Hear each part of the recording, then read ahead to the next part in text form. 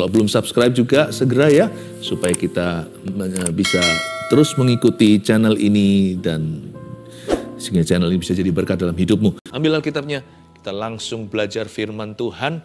Saya merasa tadi ada sebuah getaran yang tidak bisa saya jelaskan, makanya saya interupsi untuk doa pencurahan. Karena hari-hari ini banyak orang putus asa, you see, nggak bisa hanya dengan positive thinking, kita cuman main-main pikiran, nggak bisa. Benar-benar manusia rohnya harus berkembang. Kalau enggak ya, kita tahu iman, kita tahu bahasa aslinya Ibrani, Yunani, sekalipun kepala penuh teologi ya, kalau manusia rohnya kerdil, kecil, kurus, kering, kerontang, hubungan dengan Roh Kudus tidak intim dan dekat. Sungguh, kita tahu apa yang benar, tapi kita tidak bisa melakukannya. Kita tahu itu salah, tapi kita nggak berdaya. Jangan putus asa ya. Roh Kudus itu di dalam dirimu lebih gede, lebih besar, lebih kuat daripada seluruh roh. Semua roh di dunia ini digabung jadi satu. Dan dia memenuhkan kasih karunia-Nya. Saya ajak Anda untuk membuka firman Tuhan di Yeremia pasal yang ke-31 ayat 16-22. Kasih judul masih ada harapan untuk hari depan. Ya, masih ada harapan untuk hari depan. Kita akan dimandikan oleh firman, akan kepenuhan iman. Jangan dikit-dikit putus asa jadi orang. Tuhan itu belum selesai sama hidup Anda. Tuhan belum selesai dengan hidup kita. Jadi jangan dikit-dikit mau quit. Jangan bentar-bentar menyerah. Ya. Ayat 16 baca. Beginilah firman Tuhan. Cegahlah suaramu dari menangis dan matamu dari mencucurkan air mata. Sebab untuk jerih payahmu ada ganjaran, demikianlah firman Tuhan. Mereka akan kembali dari negeri musuh. Masih ada harapan untuk hari depanmu. Saya ulang lagi ayat 17. Masih ada harapan untuk hari depanmu. Yang percaya katakan amin. Di rumah katakan amin secara keras. Amin. Masih ada harapan untuk hari depanmu. Demikianlah firman Tuhan. Anak-anak akan kembali ke daerah mereka. Apa yang dicuri musuh akan dipulihkan oleh Allah. Berhenti sampai 2 ayat dulu saya jelaskan. Beginilah firman Tuhan. Jadi Tuhan itu memberi kita rema hari ini.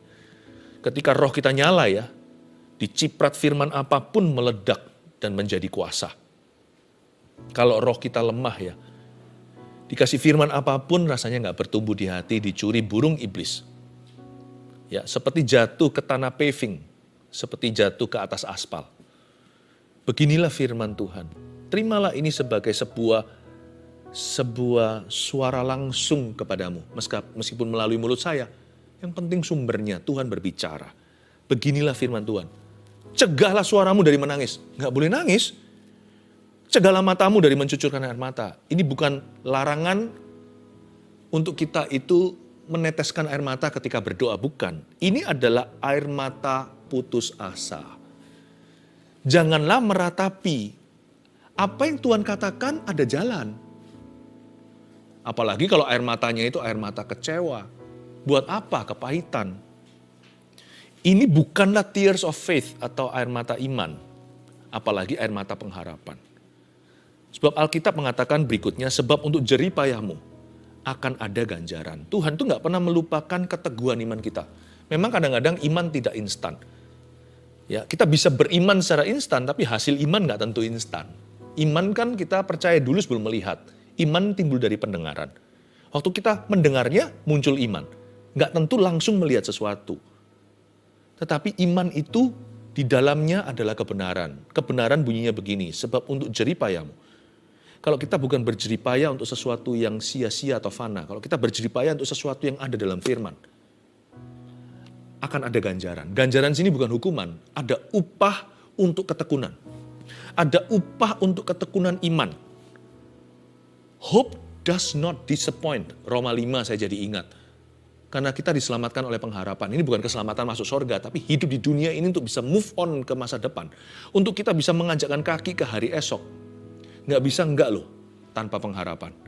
Karena kita diselamatkan oleh pengharapan. Dan pengharapan tidak mengecewakan. Orang yang kehabisan pengharapan itu bahaya. Mendingan kita kehilangan iman. Masih dengar, waktu kita dengar, langsung imannya muncul baru. Orang gak punya iman asal dia berada di posisi yang tepat untuk menerima, asal dia berada di lingkungan yang benar. Kalau dia duduk diam di kaki Yesus seperti hari ini, keluarga saat teduh, Anda mendapat firman, siraman firman. Demikian seringkali dikatakan. Pasti tumbuh. Yang paling bahaya orang kalau kehilangan pengharapan.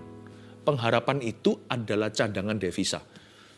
Pengharapan itu adalah bensin cadangan. Kalau kita naik pesawat gitu ya, misalnya ada kebocoran satu tangki, untung ada tangki satunya lagi. Kalau tangki satunya lagi itu bocor, siap-siap untuk jatuh terjun bebas ke dalam lautan. Lebih mengerikan lagi kalau jatuh ke atas daratan. Pengharapan itu tangki terakhirnya. Karena iman adalah dasar dari segala sesuatu yang kita harapkan. Ibrani pasal 11. Bukti segala sesuatu yang belum terlihat. Jadi iman adalah dasar dari apa yang kita harapkan. Di mana ada harapan, mudah beriman.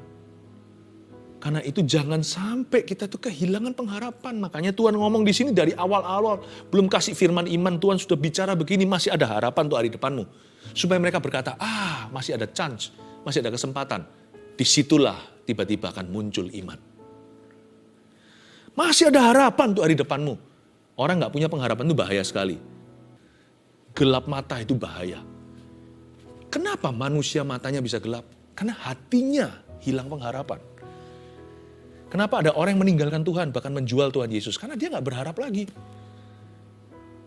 Harapan itu kelihatannya, kedengarannya weak atau lemah. Iman itu yang gagah. Salah loh.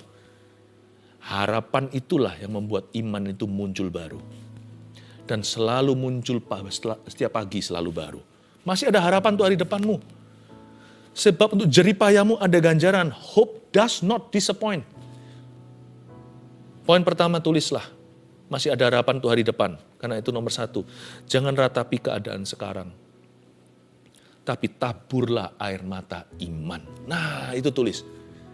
Jangan ratapi keadaan sekarang. Dilarang nangis, dilarang keras. Bukan berarti tidak boleh mencucurkan air mata. Ini tidak kontradiksi apa yang dituliskan di kitab Mazmur. Yang menabur dengan mencucurkan air mata akan menuai dengan sorak-sorai. Itu bukan air mata putus asa. Itu air mata taburan iman.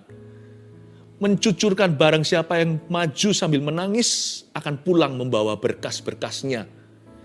Itu tangisan untuk maju. Bukan meratapi keadaan sekarang, tapi menembus batas melawan arus untuk percaya Yesus apapun keadaannya yang sekarang juga menggerus. Mungkin dia bertubi-tubi dilawan badai terus-menerus. Dia nggak peduli, dia maju terus. Karena kalau dia diam di tempat, dia akan mati berdiri. Yang menabur dengan mencucurkan air mata. Air mata putus asa bukan taburan, tapi kutukan. Jangan menangis yang gitu, cegah air matamu daripada mencucurkan air mata yang demikian. Tetapi yang maju sambil menangis akan pulang membawa berkasnya, itu adalah air mata iman. Karena itu buat satu kesimpulan, sebuah keputusan. Jangan pernah ratapi keadaan kita sekarang, karena keadaan bisa berubah. Yang gak bisa berubah itu firman. Tak seiota pun tidak akan digenapi. Yang tidak ada seiota pun yang tidak akan digenapi. Ya. Nah, sekarang jangan ratapi keadaan itu, tapi taburlah air mata iman. Taburlah yang begitu. Kita baca sekarang ayat yang ke-18. Telah kudengar sungguh-sungguh Efraim meratap. Engkau telah menghajar aku dan aku telah menerima hajaran. Seperti anak lembu yang tidak terlatih. Bawalah aku kembali supaya aku berbalik. Sungguh sesudah aku berbalik, aku menyesal. Dan sesudah aku tahu akan diriku, aku menepuk pinggang sebagai tanda berkabung. Aku merasa malu dan bernoda, sebab aku menanggung aib masa mudaku. Anak kesayangankah gerangan Efraim bagiku? Atau anak kesukaan? Sebab setiap kali aku menghardik dia tak putus-putusnya, aku terkenang kepadanya. Sebab itu hatiku terharu terhadap dia. Tak dapat tidak aku akan menyayanginya. Demikianlah firman Tuhan. Berhenti di sana, saya jelaskan dulu. Ayat 18 kembali. Telah ku dengar sungguh-sungguh Efraim meratap, kata Tuhan. Efraim di sini adalah suku terbesar bangsa Israel Utara. Efraim ini, Manasye adalah keturunan Yusuf. Kalau di selatan Israel, diwakili satu suku besar, kan tinggal 2. Yehuda dan Benyamin. Jadi seringkali Israel Selatan disebut Judah atau Yehuda. Israel Utara diwakili dengan Efraim, suku terbesar.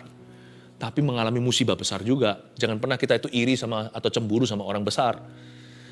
Semakin besar, semakin gede juga pencobaannya. Semakin tinggi pohon, semakin besar anginnya.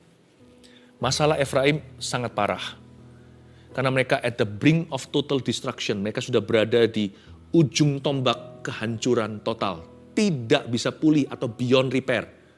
Pernahkah Anda punya barang yang sudah nggak mungkin bisa diperbaiki? Atau kesehatan yang nggak bisa kembali?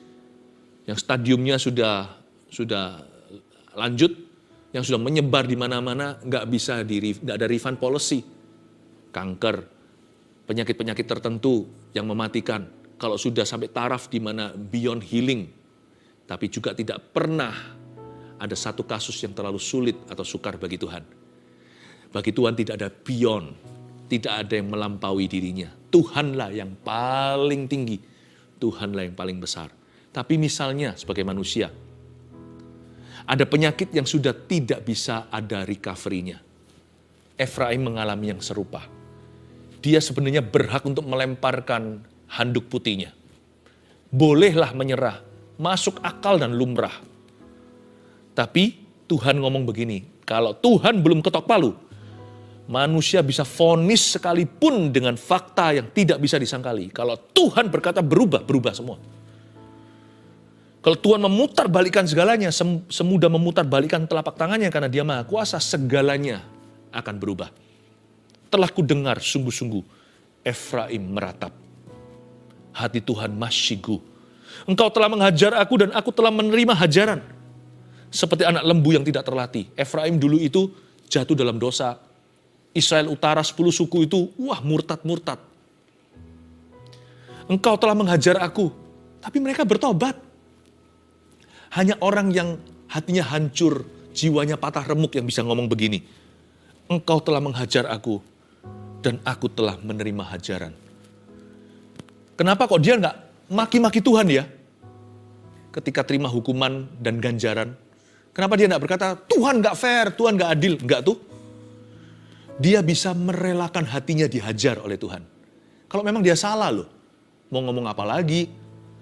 Engkau telah menghajar aku. Memang Efraim sukanya menyembah berhala. Baal semuanya itu kan terkenal. Gara-gara Efraim dan kelakuan mereka. Engkau telah menghajar aku dan aku telah menerima hajaran. Seperti anak lembu yang tidak terlatih.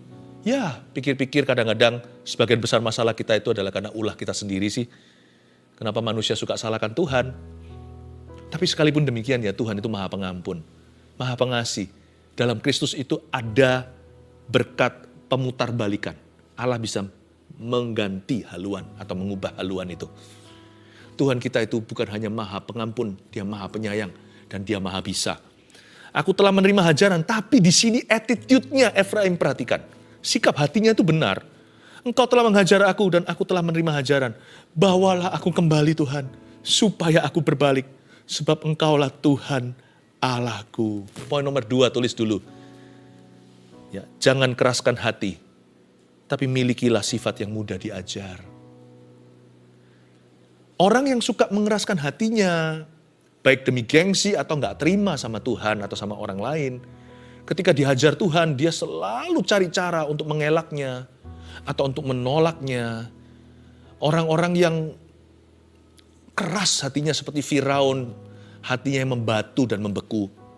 Orang yang mengeraskan hati itu tahu nggak rugi apa? Rugi waktu. Rugi waktu. Tapi orang yang mudah dibentuk itu cepat move on, cepat lanjut ke fase berikutnya sekalipun masalah masih ada. Sekalipun dia belum keluar dari masalahnya. Tapi paling tidak hatinya udah selesai. Yang sisa hanyalah masalah. Yang jadi masalah adalah kalau hatinya nggak selesai. Karena masalah dia bukan hanya permasalahannya. Masalah dia masalah hati. Nah ini komplikasi. Saya sebut ini komplikasi rohani. Ini yang membuat sulit kita ketika kita masuk ke dalam lingkaran setan nggak keluar-keluar.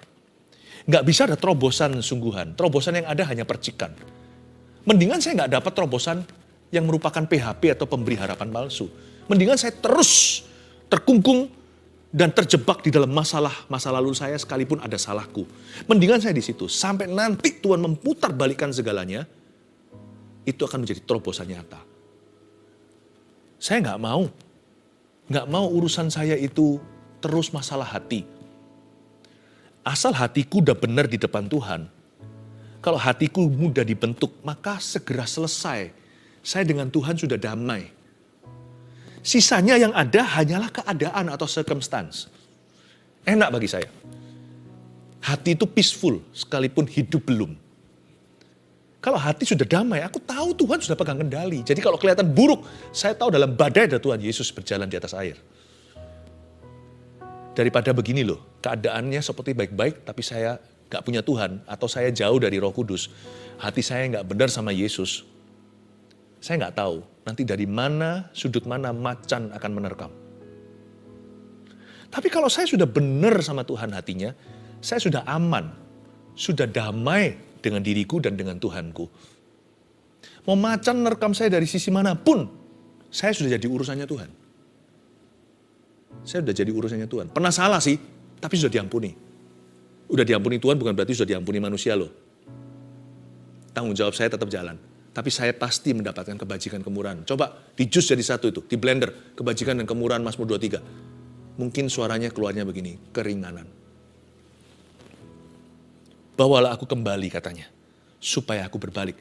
Bawalah aku kembali itu hati, supaya aku berbalik itu kondisi.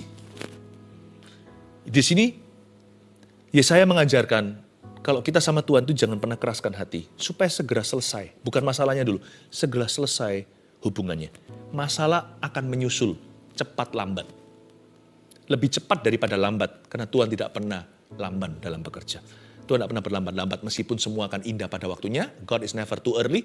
Dia nggak pernah terlalu pagi, nggak pernah terlalu malam juga. Selalu persis rembang hari atau tengah hari dia akan bekerja di hidupmu. Bawalah aku kembali supaya aku berbalik. Bawa aku kembali itu hati. Supaya aku berbalik itu keadaan kita. Sungguh sesudah aku berbalik aku menyesal, kata Efraim. Dan sesudah aku tahu akan diriku, aku menepuk pinggang sebagai tanda berkabung. Lihat. Orangnya itu lembut, mudah diajar. Aku merasa malu dan bernoda sebab aku menanggung aib masa mudaku. Udah gak ngomel-ngomel lagi. Ayat 20 ya, coba lihat reaksi Tuhan. Anak kesayangankah gerangan Efraim bagiku? Atau anak kesukaan? Tuhan terharu, alias hati Tuhan terjamah. Tuhan bilang, aduh nak, andai kamu tahu, Allah sedang merajut sesuatu, tanganku sedang merajut sebuah rencana yang tak terlihat atas hidupmu. Karena Tuhan terharu. Sebab setiap kali aku menghardik dia, tak putus-putusnya aku terkenang kepadanya. Sebab itu hatiku terharu terhadap dia, tak dapat tidak aku akan menyayanginya. Demikianlah firman Tuhan. Mendingan saya jadi orang kesayangan Tuhan di penjara, daripada saya jadi orangnya setan di luar sana. Karena Tuhan tahu membebaskan hamba-hambanya. God loves the teachable heart.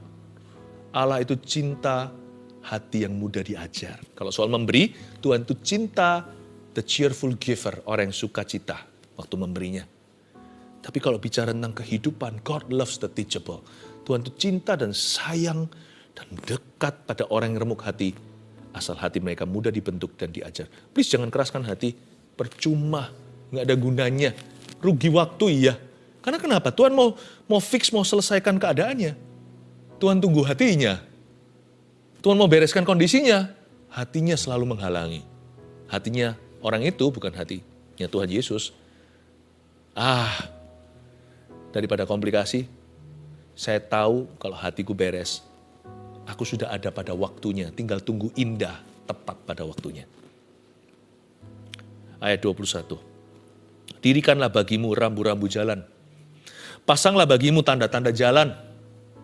Perhatikanlah jalan raya baik-baik, yakni jalan yang telah kau tempuh. Kembalilah hai anak darah Israel, kembalilah ke kota-kotamu ini. Berapa lama lagi engkau mundur maju hai perempuan, anak perempuan yang tidak taat. Sebab Tuhan menciptakan sesuatu yang baru di negeri, perempuan merangkul laki-laki. Apa itu? Apa ya ini ya? Ayat 21 seperti orang yang mau ujian SIM aja, surat izin mengemudi. Dirikanlah bagimu rambu-rambu jalan dan pasanglah bagimu tanda-tanda jalan. Kita disuruh berprinsip dulu dalam kebenaran, jangan tunggu masalah selesai. Jangan tunggu problema lewat, jangan tunggu persoalan sudah ditutup. Dirikan dulu rambu-rambu jalan. Berprinsip itu hari ini, jangan tunggu besok, jangan tunggu nanti. Kayak orang diet aja ya, diet itu selalu tomorrow. Tapi kalau kita mau taat sama Tuhan, it's always the today, selalu hari ini. Berprinsiplah kebenaran. Berapa lama lagi ayat 22 engkau mundur dan maju. Jangan pelin-pelan kalau sama Tuhan. Hai anak perempuan yang tidak taat. Pokoknya kalau sama Tuhan itu taat dulu dan taat selalu. Poin nomor 3 catat dulu. Jangan maju mundur sama Tuhan. Tapi yang konsisten dalam ketaatan. Kalau sama Tuhan itu jangan pelin-pelan. Kalau kita belum melihat kondisi kita berubah atau keadaan kita ada terobosan, taat dulu. Gak pernah salah pokoknya, gak pernah salah. Taat itu kebenaran, gak pernah salah. Taat sama firman. Ada gak ada perubahan? Apakah doa ada setitik cerah pengharapan? Seperti Elia, apakah sudah melihat ada segumpal awan setelah 3,5 tahun tidak hujan? Saya tidak usah menunggu tanda di langit untuk menabur sesuatu. Menabur ketaatan itu selalu benar. Berprinsip dulu, dirikan rambu. Always obey first and obey always. Taat dulu dan taat selalu. Jangan maju mundur sama Tuhan. Orang yang maju mundur sama Tuhan itu enggak mari-mari, enggak selesai-selesai. Kayak orang kerja itu bangun-bangun lalu dia lepaskan sendiri. Setelah dia pasang dirakit, dia bongkar lagi. Orang maju mundur itu, orang pelin-pelan, berapa lama lagi engkau mundur maju, hai anak perempuan yang tidak taat. Itu kayak begitu. Udah hampir nyampe, balik lagi ke titik awal. Frustrasi. Yang frustrasi bukan Tuhan. Nanti lama-lama yang frustrasi adalah orang sekeliling kita. Kok terus-terusan pelin-pelan? Jangan pelin-pelan, pokoknya taati dulu. Yang konsisten gitu dalam ketaatan, menunggu terjadi perubahan.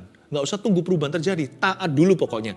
Taat selalu, taat maju. Maju terus dalam ketaatan, terus taat, konsisten. Konsisten itu bukan berarti sempurna, kadang-kadang bisa begini jalannya. Tapi nggak begini, kalau yang begini itu namanya goncangan. Jangan bergoncang sama Tuhan, itu jangan geronjalan. Boleh begini aja. Ya geronjalan dikit boleh lah, jangan goncangan. Ya, orang konsisten itu begini jalannya. Dia nggak bisa lurus begini terus, hanya Yesus. Tapi kalau yang begini itu bukan orang biasa, itu orang pelin-pelan. Jangan begitu, jangan demikian. Jangan maju mundur sama Tuhan, tapi yang konsisten dalam ketaatan. Karena Anda tahu, masa depan masih ada harapan untuk masa depanmu. Konsisten aja maju. Memang saya belum lihat tuaian, yang saya tuai sekarang buruk. Tapi harusnya kita punya visi dan penglihatan. Bahwa masa depan adalah pengharapan, maka saya harus hari ini menabur ketaatan, ya kan? Karena masih ada harapan tuh hari depan, jangan ratapi keadaan sekarang. Poin pertama tadi, kita review. Tapi taburlah air mata iman. Karena masih ada harapan tuh hari depan, jangan keraskan hati. Tapi milikilah sifat yang mudah diajar. Supaya cepat maju dan segera melaju dengan Yesus. Karena masa depan itu ada di depan. Dan jelas-jelas Tuhan berkata ada damai sejahtera. Tuhan akan memberkatimu lagi. Begitulah bahasa sederhananya. So jangan keraskan hati. Lain cerita kalau kita sekarang mati, gak ada sorga, gak ada neraka, ya sudah keraskan hati. Apalagi kalau kita tahu ada sorga, jangan keraskan hatimu. Masa kita mau jauh, masa kita dengan Tuhan mau jauh? Karena masa depan kita itu penuh pengharapan, masih ada harapan bagi masa depan kita, untuk hari esok kita itu ada Tuhan. Jangan keraskan hati, karena kita perlu Tuhan di depan sana. Tapi miliki hati yang mudah diajar, supaya segera dibawa Tuhan masuk ke level berikutnya. Supaya Tuhan itu gak ngomongnya melulu pertobatan sama kita. Bisa bicara hal-hal lain, atau bicara kepada perkara-perkara berikutnya yang ada di dalam pikiran dan hatinya. Nantikan pewahyuan Allah, pewahyuan Tuhan itu ada. Karena masa depan kita itu masih ada harapan untuk hari depan kita. Jangan maju mundur ya. Yang konsisten dalam ketaatan. Tabur terus. I have a future. Yes, I have a hopeful future. Aku masih punya masa depan dalam Tuhan. Saya kasih kalimat yang terakhir tadi di sini saya jelaskan. Saya jelaskan mungkin supaya jangan sampai ada yang kebingungan. Sebab Tuhan menciptakan sesuatu yang baru di negeri ayat 22b. Perempuan merangkul laki-laki. Kata merangkul laki-laki, perempuan merangkul laki-laki ini bukan rangkul gini. Menggendong. Ini perempuan kuat sekali kalau secara fisik. Wanita memang lebih lemah. Gak sekuat pria tenaganya. Ayat ini ilustrasi untuk menunjukkan ketika engkau taat, kau akan kuat. Kan disebut dari tadi, Israel seperti putri Sion, dilambangkan sebagai wanita. Demikian pula gereja Tuhan seperti mempelai perempuan. Kita ini yang lemah, tapi waktu kita semakin taat sama Tuhan, menabur yang benar, we will get stronger to the point pada satu titik di mana kita bisa menjadi lebih kuat daripada orang-orang yang seperti seolah-olah di luar sana itu mereka semua tabah. Kita itu merasa paling lemah, tapi kalau kita taat pada firman Allah, nanti akan berubah. Kita yang menguatkan mereka. Aneh ya, nanti yang menguatkan orang lain adalah orang yang dalam masalah. Yang mendoakan, yang menabur dengan mencucurkan air mata untuk kebangunan rohani adalah orang-orang yang dihimpit oleh problema. God will make you stronger. Anehnya begini, mitosnya bilang begini, mana bisa aku taat? Kan aku lemah, aku tunggu kuat dulu baru bisa taat sama Tuhan. Salah, justru kalau Anda lemah, taatlah, Anda akan semakin kuat. Telur ayam mana dulu kalau menurut penciptaan hewan yang diciptakan Allah? Ayam dulu, taat dulu, baru kuat kemudian. Jangan tunggu kuat dulu baru taat. Waktu Anda menabur dalam ketaatan, kok jadi kuat ya? Tiba-tiba Anda mengatasi persoalan Anda. Anda malah menguatkan orang lain di dalam himpitan masalahmu sendiri. Lalu ketika miracle happen, suatu mujizat terjadi, orang lain ditolong seperti Yusuf menolong juru ini, juru itu, tukang roti, ya, mengartikan mimpi, tukang minum di dalam penjara. Tapi dia sendiri belum keluar. Tapi orang lain diberkati, orang lain mengalami penggenapan firman, tapi waktu dia sendiri akhirnya dilawat Tuhan, kemuliaan Tuhan penuh dalam hidupnya. Karena dia tidak menunggu agar dia sendiri penuh untuk dia memberkati orang lain dulu. Tahu nggak? Nggak tentu lakonnya itu nanti yang akan terlebih dahulu ditolong sama Tuhan. Tapi lakon menang belakang. Ketika dia diangkat, seluruh dunianya diangkat bersama dengan dia. Yusuf jadi pemerintah. Saya izinkan saya mengatakan kepada Anda, orang yang merasa diri lemah iman, justru harus taat sama Tuhan. Taat sama firman. Semakin kau taat, semakin kuat. Sebab Tuhan akan menciptakan ini, sebuah fenomena nanti di hidupmu. Perempuan menggendong laki-laki. You'll be stronger than your strong friends. Anda lebih kuat daripada orang-orang yang selama ini di mata Anda kuat. Poin 1, 2, 3 dicatat. Ingat, kalimat ini adalah rema buat kita. Masih ada harapan untuk hari depanmu. Dear keluarga saat teduh. Haleluya. Segera saja kita berdoa ya. Saya mulai merasakan seperti Roh Kudus membisikkan sesuatu. Mari kita mendekat, mari kita merapat. Kalau Anda bisa ulurkan tangan supaya kita seolah bergandeng tangan. Jikalau tidak, Anda bisa angkat tangan seperti ini. Sambil saya pegang gadget ini, sementara live chat terus masuk permohonan doa. Orang-orang yang putus pengharapan pada satu persatu akan meminta didoakan agar pengharapan mereka tersambung kembali dalam Tuhan. Mari kita rasakan, mari kita semua tenang. Terima kasih Tuhan. Mari kita dengarkan suara Roh Kudus, suara profetiknya sekarang setelah firman. Terima kasih Tuhan, terima kasih Tuhan. Saya melihat seperti ada seperti zaman saya main monopoli itu ada kartu kesempatan atau chance. Di dalamnya itu dibalik kartu bebas penjara itu, mungkin ada yang tahu, board game itu. Saya barusan melihat itu. Itu aja, saya nggak mau mendahului Roh Kudus, saya hanya sampaikan ke Anda apa adanya. Saya melihat kartu bebas penjara. Ada di monopoli itu yang saya lihat tadi. Suatu kiasan dari Tuhan Yesus. Bahwa Tuhan akan membebaskan tawanan. Saya percaya, saya iman untuk keluarga saat teduh yang berada di dalam penjara. Paling tidak Tuhan Yesus kau sertai sehingga waktu terasa lebih singkat karena hadirat Allah. Dan persingkat di dalam nama Yesus, Allah Maha Pengampun dan Penyayang. Ada satu orang yang harus jual rumahnya untuk menutup seluruh hutangnya. Tuhan berkata, jangan, rumah itu tak akan perlu dijual. Karena semua akan klop nantinya. Rumahmu akan dipertahankan karena itu adalah titah Tuhan. Tuhan memberkati Anda rumah keluarga Anda itu tetap akan berdiri di situ menjadi hak milikmu dalam nama Yesus. Ada satu orang ibu yang karena stres luar biasa, masalahnya rumit, keluarganya seperti berantakan karena juga disebabkan suami yang tidak berfungsi atau papa yang tidak hadir dalam kehidupan anak-anaknya. Anda mau bunuh diri takut, kata Roh Kudus, sehingga Anda bunuh dirinya secara smooth. Dengan makan sembarangan, dengan tidak menjaga tubuh Anda. Dan Anda berharap, aku mati saja. Selalu Anda berkata, aku mati saja. Tapi yang saya dengar, Anda bukan dari Jakarta, dalam bahasa daerahnya. Berkata, dalam bahasa ngokonya gitu. Aku mati ay, aku mati wai, aku mati saja, aku mati saja. Selalu kalau dikit-dikit bertengkar, berantem begitu. Tapi takut bunuh diri karena Anda anak Tuhan. Tapi Anda tidak menjaga badan Anda dengan harapan nanti Anda sakit biar cepat mati. Dengar baik-baik. Suatu hari jika Tuhan pulihkan keluarga Anda seperti membalikkan telapak tangan. Dalam sekejap turun hujan sekalipun 3,5 tahun kemarau kering.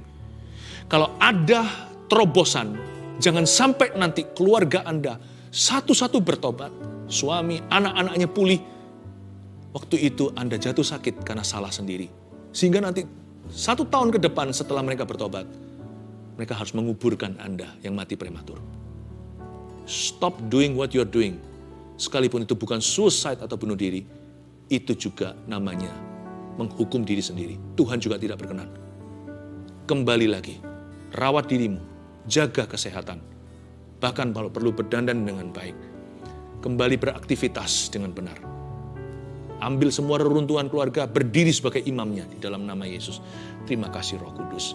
Terpujilah namamu. Haleluya Tuhan. Haleluya. Jantung seseorang disembuhkan oleh Tuhan Yesus. Oh Tuhan, aku berdoa meskipun ini sifatnya umum, tapi jantung di dalam nama Yesus. Semua orang yang punya kelainan, penyakit jantung, semua orang yang mendapatkan serangan jantung, Anda juga barusan survive atau lewat satu episode serangan tersebut dan sekarang belum pulih di dalam nama Yesus. Jamah jantung orang itu di dalam nama Yesus. Jadikan normal ya Bapa. Kasih jantung yang baru, jantung anak muda. Mazmur 103, Tuhan membaharui masa mudamu seperti Raja Wali. Usus Tuhan sembuhkan. Usus Tuhan clearkan. Di dalam nama Yesus, penyakit di dalam usus itu aku tengking di dalam nama Tuhan Yesus Kristus. Terima kasih Tuhan, terpujilah namamu. God, you are good. Tetap nantikan Roh Kudus. Tuhan, Kau hadir di sini. Terima kasih Tuhan. Roh Kudus jamah. Mari kita berdoa sama-sama Tuhan, jamahlah. Setiap orang yang sakit juga bisa meletakkan tangan di bagian badan yang sakit. I believe kesembuhan bisa terjadi bukan hanya lewat nubuatan dan hikmat marifat, tapi lewat karunia iman ketika kita sama-sama mengimaninya. Be healed in Jesus' name, dalam nama Yesus. Semua sakit penyakit Kau sembuhkan. Be healed in the name of Jesus, dalam nama Yesus. Aku tengking sakit penyakit itu di dalam nama Tuhan Yesus Kristus. Haleluya. Sebelum kita doa berkat, saya juga mau ingatkan, saya jarang ngomong begini, tapi saya percaya ini penting sekali supaya Anda masuk dalam kurikulum Tuhan. Cepat subscribe di channel ini dan tekan notifikasinya. Saya tergerak. Nanti Sabtu ke depan ini, di depan ini, setelah ini, saya mau sampaikan tentang hikmat Tuhan dalam bisnis keluarga, supaya jangan sampai gegeran. Ya, dan nanti biar ada notifikasi, loncengnya ditekan, supaya Anda diingatkan saat teduh berikutnya. Supaya nggak tanya-tanya, saat teduh kapan ya, kok lewat terus, kok kelewatan. Supaya nggak ada begituan lagi. Ya, love you always. Mari kita semuanya mengangkat tangan sekarang untuk menerima berkat Tuhan. Terimalah berkat dari Allah Bapa, Putra dan Roh Kudus. Dalam nama Yesus, masih ada harapan untuk masa depan kita semua. Haleluya. Amin. God bless you.